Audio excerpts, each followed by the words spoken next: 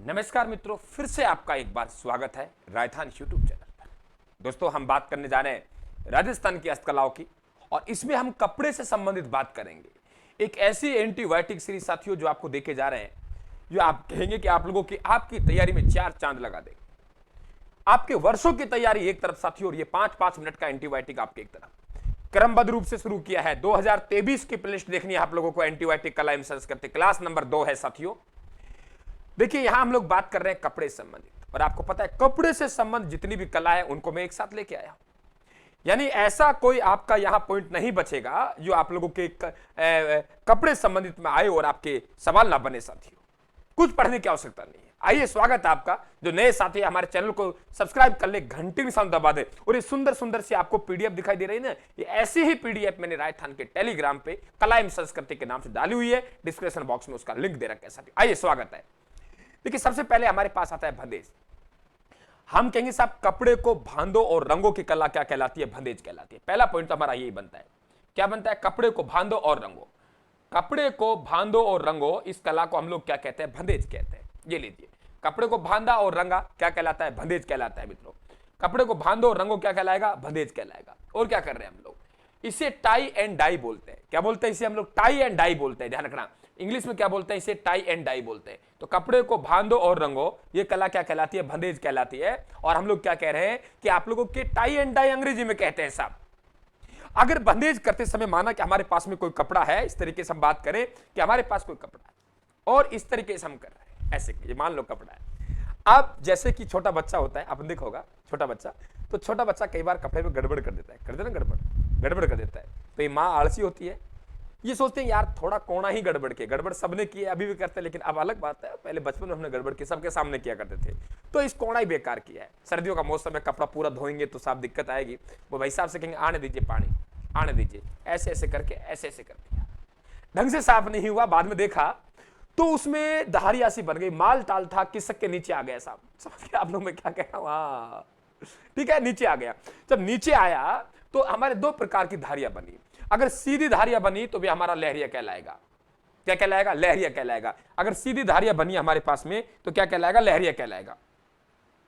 सीधी धारी बनी हमारे पास क्या कहलाएगा? लहरिया कहलाएगा।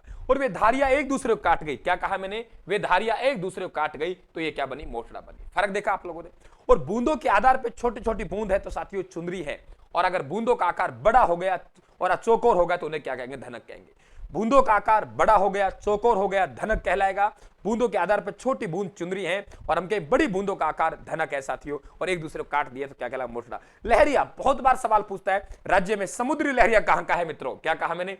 राज्य में समुद्री लहरिया। तो राज्य में समुद्री लहरिया कहां का है? ध्यान रखें आप लोग, जयपुर का है। राज्य में समुद्री लहरिया कहां का है? जयपुर का साथियों। तो बूंदों का आकार चौकोर और बड़ा, धनक कहलाएगा। लिकाई, टिपाई, बंधाई, नुकलिया, चूका, ये बंदेज की प्रकार है। अरे साहब, मैं बहुत कमजोर था, पढ़ता था तब, तो मैं क्या करता था? टिपाई के लिए लिकाई करता था और फिर बंधाई करता था। नकल करने में चूक गया तो फिर मेरी खूब रंगाई होती थी। ये सभी क्या है? बंदेज की प्रकार है। लिकाई के लिए टिपाई करता था, टिपाई फिर बंधाई करता था, और नकल करने में चूक गया तो फिर मेरी क्या होती थी? रंगाई होती थी। ये बंदेज की प्रकार है साथियों। अलंकरण क्या कहलाएगा? टिपना कहलाएगा। बंदेज की मंडी जोधपुर में है, लेकिन आपकी साड़ी पूछे जोधपुर में, कार्य सुजानगढ़ चूरू में होता है। बंदेज की मंडी जोधपुर में है, लेकिन कार्य कहां होता है? सर्वाधिक सुजानगढ़ चूरू में होता है। यह आपको पता होना चाहिए। कार्य सुजानगढ़ चूरू में, मंडी जोधपुर में है, ध्यान रखना। और गोटा, देखिए गोटा आप लोगों ये बॉर्डर बनाते हैं उसे हम लोग गोटा कहते हैं साथियों। और गोटा के प्रकार भी बहुत बार पूछता है राजस्थानी संस्कृत, लप्पा लप्पी क्या है? तो हम कहेंगे लप्पा और लप्पी ने किरण बाकड़ी से कहा गोखरू के बाकड़ी का नक्शा अच्छा है। लप्पा और लप्पी, किरण और बाकड़ी से कहा गोखरू का नक्शा अच्छा है। ऐसे याद करना, गोटे के प्रकार है। और गोटे पे बेल बनाएंगे साथियों, चंपा कली कहेंगे, फूल को बिजिया कहेंगे। अरे चंपा कली की बेल में फूल आएंगे, बिजान करेंगे चंपा कली की बेल में फूल आएंगे। जो बेल है मित्रों वे चंपा कली कहलाएगी, और आपके फूल है उसे हम लोग क्या कहेंगे? बिजिया कहेंगे। क्लियर?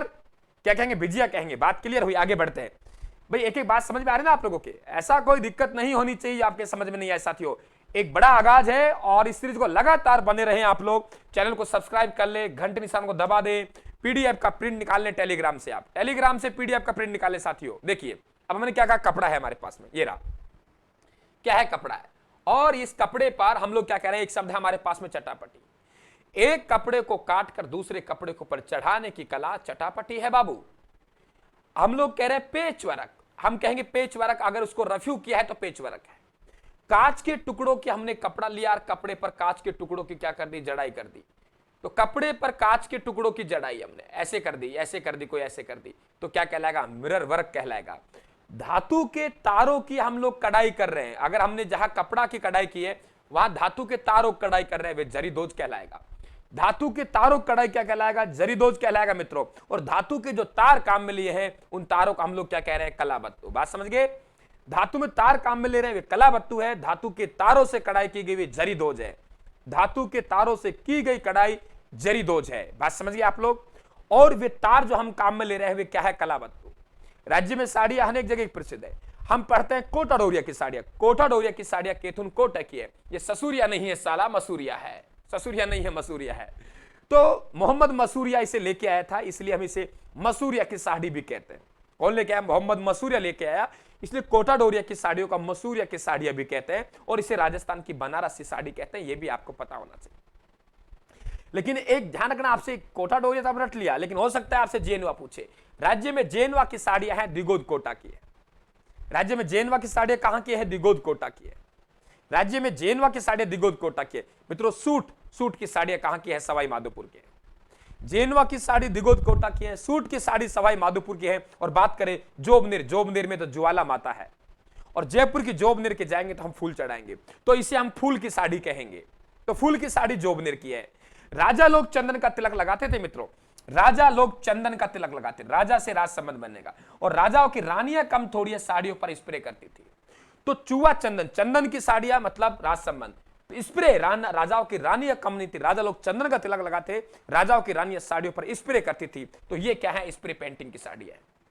तो स्प्रे पेंटिंग की साड़ियां, राजा का मतलब क्या हो गया, राज संबंध, राज का मतलब क्या हो गया, राज संबंध। श्रीनाथ द्वारा राज संबंध की प्रसिद्ध है। चूहा चंदन और स्प्रे पेंटिंग की साड़ी दोनों कहां की है, श्रीनाथ द्वारा राज संबंध की। आप लोग ध्यान रखें, मैंने चंदन का तिलक राजा लोग लगाते थे, रानियां कम तोड़िए साड़ियों पर स्प्रे करती थी। मैं पहचान रहा हूं कि आप राजा से इसे पहचान जाएंगे। क्लियर हुआ, कोई दिक्कत आप लोगों को? तो इस तरीके से इन सवालों पे आपको मित्रों पकड़ बनानी, और एक शानदार पकड़ बनानी आप लोगों को। ठीक है, 5-5, 7-7 मिनट के साथियों ये आप लोगों की क्लासें आती रहेंगी। आप लोग आराम से, आप लोग अच्छी तरीके से एक एक करके पढ़ते रहे साथियों, और राजस्थान जी के में अच्छा स्कोर प्राप्त करें। धन्यवाद, राम राम साहब।